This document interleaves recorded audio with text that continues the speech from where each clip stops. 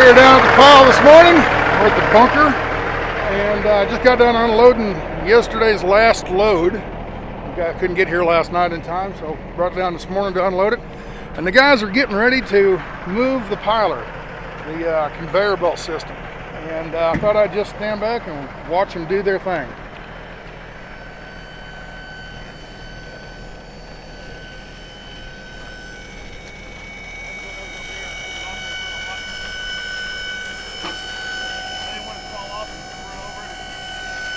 Lifting the legs up right now, getting ready to set her down on the wheels.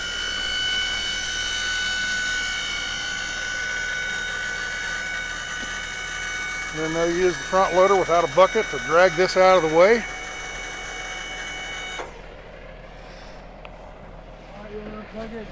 And what they got here is they got a little trap.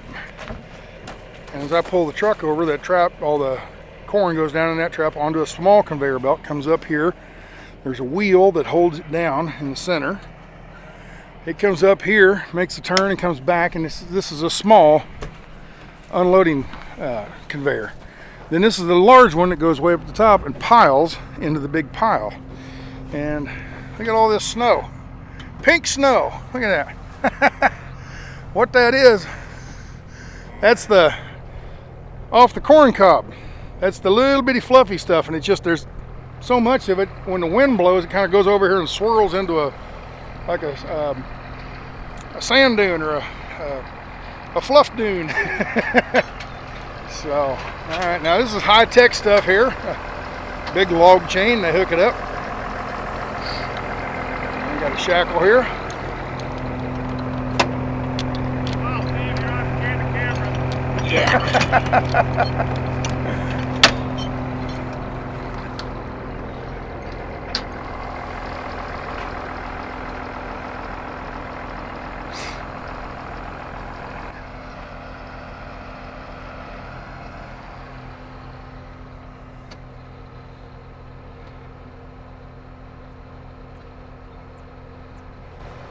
They're just backing that off, just to get it out of the way for the moment. What they'll do is they'll move it over here. They'll move from right here, they'll move to about right here, whatever distance they feel they need to move over here. So I got that out of the way. Now actually the easy part is this one. It's just electric.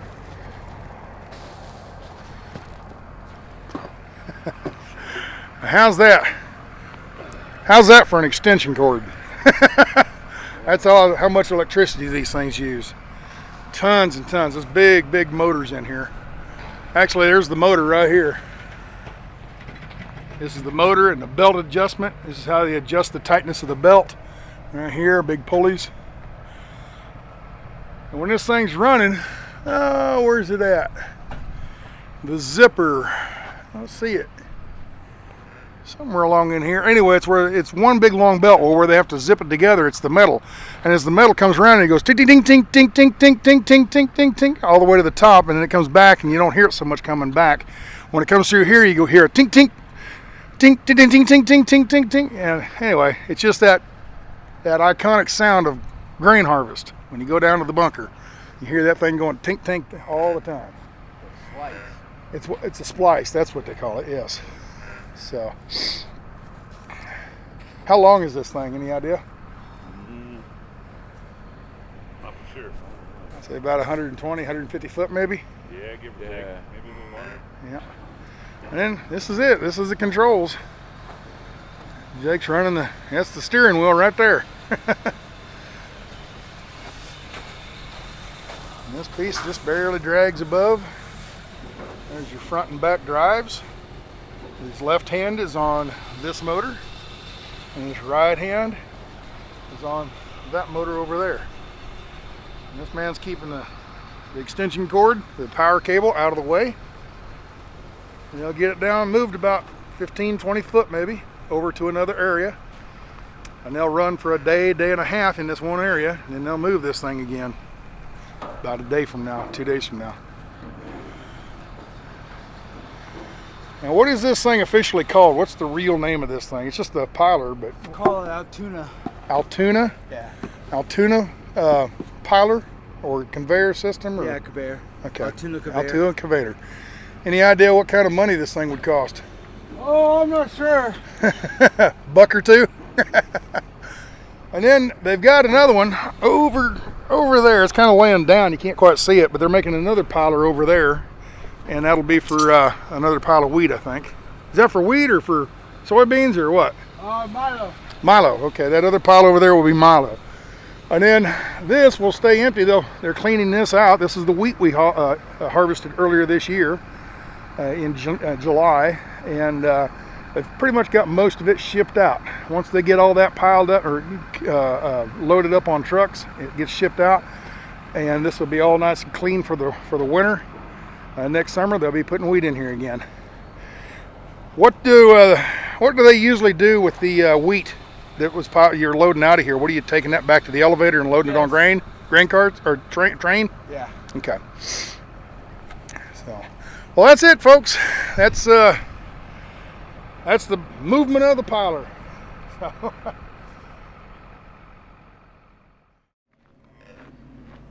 Horn America, we are working. I've already taken care of mine. I've got a tire right over here that has a bolt in it, and it's a really slow leak, but it's a tire that's going to be coming off as soon as grain or wheat fall harvest is done, probably another 3 or 4 weeks. That tire is coming off anyway, so why patch it? It leaks like 5 pounds a day kind of thing. So every other day I put about 10 pounds of air in it. Same with this back tire back here. There's one that has a slow leak. I think it's more of a valve stem problem. Just keep an eye on, put air in them each day. I already checked the oil and ran down. Oh, Tilly, hey, hi buddy. How you doing, little girl? Yeah, this is Kirk's dog. She's a black lab, and she's the sweetest thing. Not too smart, but she's so sweet. Come here, Tilly, looky here. Come here. Come here. Tilly, looky here. Well, look up here. Look at it. See everybody? See everybody? Oh, there she goes. Yeah, she's the sweetest little dog. But she's not too bright. I think she got kicked in the head one day. Anyway, I thought I'd show you what we do in the mornings, each morning. I service my truck, take care of any problems I might have. We fuel up and all that. I don't have to fuel up that often. I can go about 5 or 6 days between fuel. The tractors go about every day or every other day, depending on how much we use them. And they'll check oil and clean the glass maybe, or fuel. Blow the radiators out because they're out in real dusty areas. The truck isn't so much in a dusty area, but the tractors and the combine are always in dust. The new tractor, they did some work on it this morning. Jared worked on that one, and I think Kirk worked on that one this morning. I don't know, I was gone. I was over at the piler unloading my last night's wheat, or corn. We're just doing maintenance is what I'm trying to get at. So we had my truck, the old tractor, the new tractor, and we're around here now. Kirk's over, and it's noisy, so I'll stay over here, but he's over blowing his cab out right now, just trying to get some of the dust and dirt out of the cab. Even though it's a well-sealed cab, it still gets dusty when you open the doors and, you know, that kind of thing. He blew out the radiator, cleaned the glass, oil change, or oil, checked the oil and all that kind of stuff. All the maintenance, and there's a few little grease zerts here and there. Believe it or not, that big old combine, there's only like 5 grease zerts on the whole thing. It's mostly steering linkages and stuff like that. There's a couple bearings and stuff that need grease, but that's it. I mean, so many of them are sealed bearings, and they don't need daily services. But anyway, he's blowing the combine out right now, just getting some dust, getting it kind of cleaned up. And then John, he's got an issue. I'm not sure what. I think he's got a low tire also, and he wants to come in and blow some stuff out of his cab out, clean it up. So we're spending a little bit more time on this kind of stuff this morning because we don't have any new fields yet. He drove around this morning in his pickup trying to figure out what field we're going to go to next. And we've cut 160 dryland corn and 3.5 circles. And we still have about four circles to go, 4.5 circles to go. And then we've got a whole bunch of dryland corn. I don't even know, it's like 2,000 acres of corn. And somewhere in here we had a hard freeze. Last night and the night before we had a hard freeze. And that will kill the milo plants. and they'll be ready to harvest as soon. It's milo, sorghum, some people call it maize. It's kind of like wheat. As soon as it's ready, you got to cut it now, okay? Because a storm comes along and those seeds are just barely hanging on, and the wind gets to blowing and shaking them, and the seeds fall to the ground. So you got to cut it as soon as they're ripe. Well, they ripen and ripen and ripen, and they're okay. Well, as soon as you have a hard freeze, that's kind of a 2 or 3 days later, you're cutting milo. So we're gonna be cutting milo here in a few more days, but we've been doing corn. What corn is ready? I don't understand it a whole lot. I know just enough to be dangerous on this. Corn, different varieties have different growing times. In other words, when you plant it, it's ready 180 days, 190 days, 195 days, different varieties. So depending on when you plant it, if everything goes according to plan, it'll be ready on a certain day, okay? And some of the corn we've picked is that what they call a shorter season, like 180-day season corn.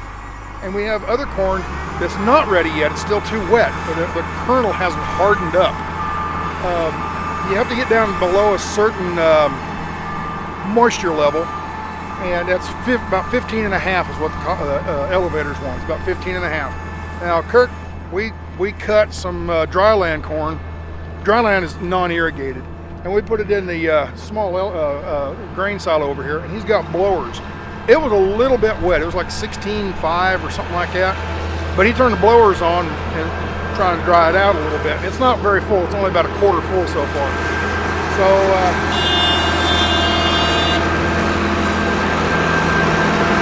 I had a drive-by honking here. So all right, Kirk is done with his combine. That means John is pulling up here. It's his turn. He'll use the facilities over here. The air hose is over here. So for airing up tires, the power wash station is over here. He might be wanting to wash his window or something. So he's going to service his truck and get done whatever he feels he needs to get done. And anyway, the corn. Some of the corn's been ready, so we went ahead and cut it. Other corn's not ready because it's longer seasoned corn. It's a different variety. Like I said, we had 3.5 circles cut. Well, half a circle. Why half a circle? Half of that circle was short season corn and half was longer season corn. Therefore, half of it was ready and the other half isn't ready yet. It's another 4 or 5 days probably before it's ready. So I guess what I'm trying to get at on that is there's so much to farming that people have no clue about.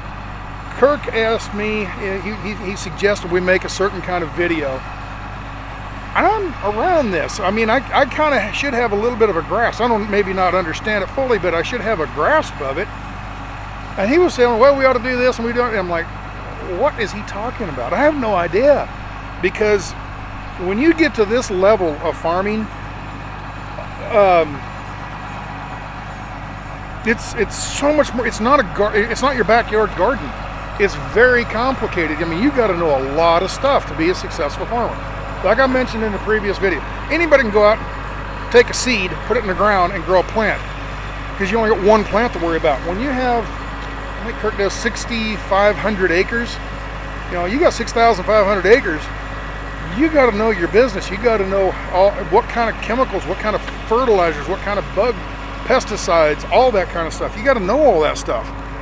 And he was going to do a video, something about the comparison of a top-of-the-line Klaus $650,000 combine that they might use in, let's say, Iowa or Illinois, where they have a lot of corn, versus the farming we do out here, which is quite a bit different, just from region to region. Even though that's corn and this is corn, you grow it totally separate, differently.